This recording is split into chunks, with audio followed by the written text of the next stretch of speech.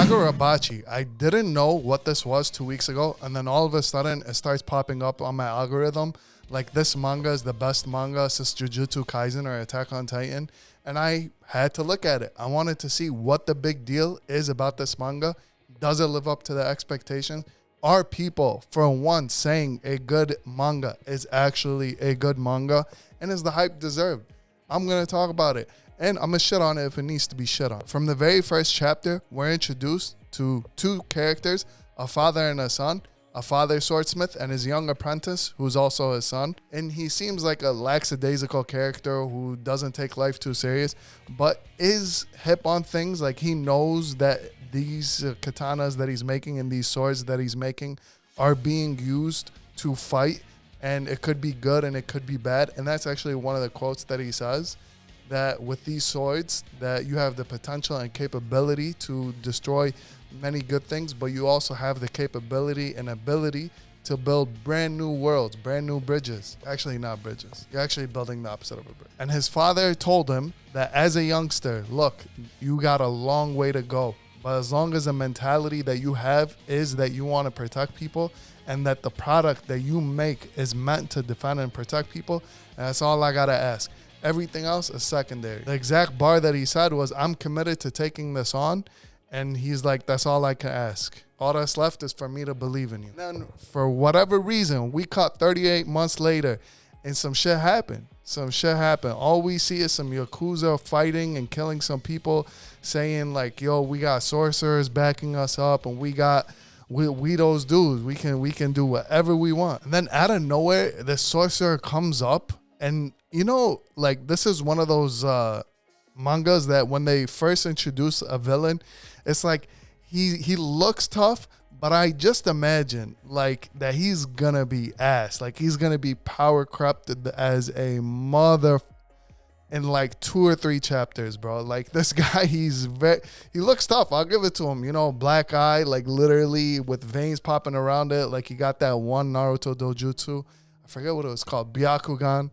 And then like he got this tree growing out and it's about to suffocate him, saying like, yo, like you really don't want this work. And then we cut to a older Chihiro. Chihiro at this point got a scar and we don't know why he got the scar. And he asked him, he was like, you know, you could get that fixed. He was like, nah, I'm not going to get this fixed until they get fixed, until they 6 foot under. He even said one of the coldest bards I heard in a long time. He said, so every day I start the morning with a fresh hatred. He said, forget a Red Bull, forget a coffee. I'm starting with hatred. That's what motivates me.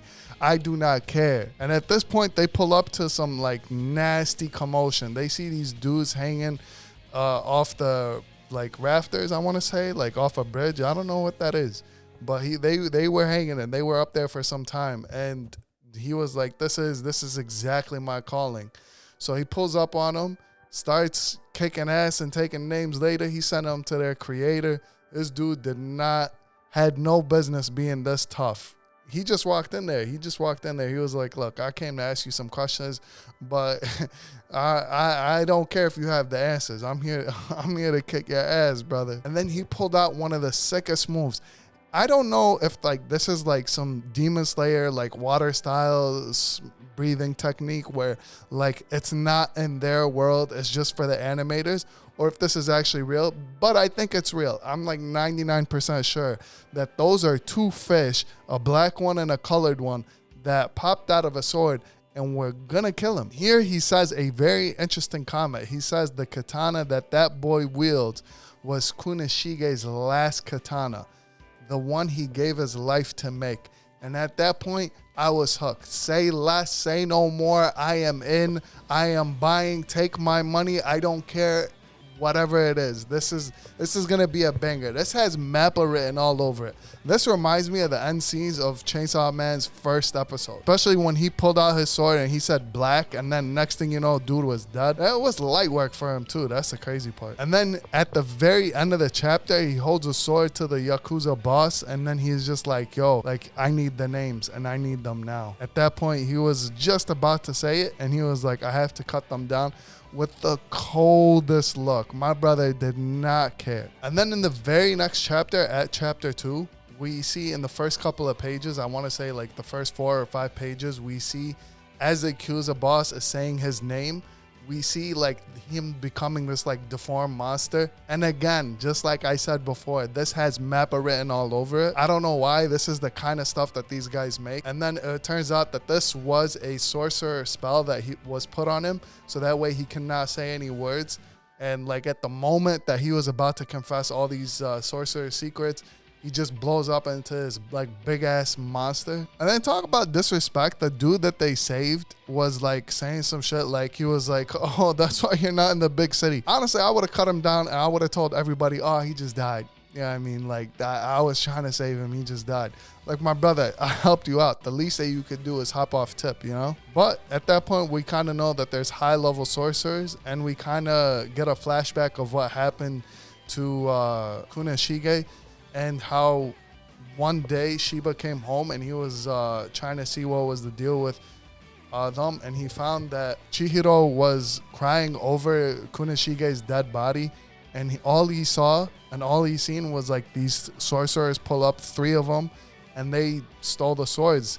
And at that point, we're also introduced to these 6 swords that Kunishige made before the war and that he had collected after the war. And they came and stole them. But they did not know that there was a 7th sword. And that 7th sword possibly is even stronger than the 6th of them. And that 6th or that 7th sword was given to Chihiro in order to make amends and to build a better world. That's why this dude, like, I don't know, he's gotten like hero written all over him, but he's got that like dead look in his face where he's like, dude, I seen some shit and I'm not here to like play games. I'm just here to make my father's dream come true. And we cut to Tokyo. And it's kind of weird how like this is a mix like between like new Tokyo and like old Tokyo, where like we see like this new modern building surrounded by like older like buildings, which is kind of cool and kind of like out of place. Makes me think like what year is this supposed to be in? And we see again Chihiro pull out that sword where he got those 3 fish, and like I don't know, I'm just assuming that those 3 fish are like on some like next level demonic shit that they're just gonna like up and destroy everyone. And my closing thoughts on this are that this has to be one of the better mangas that I've seen in a while. Definitely worth the hype. Definitely Mappa written all over it.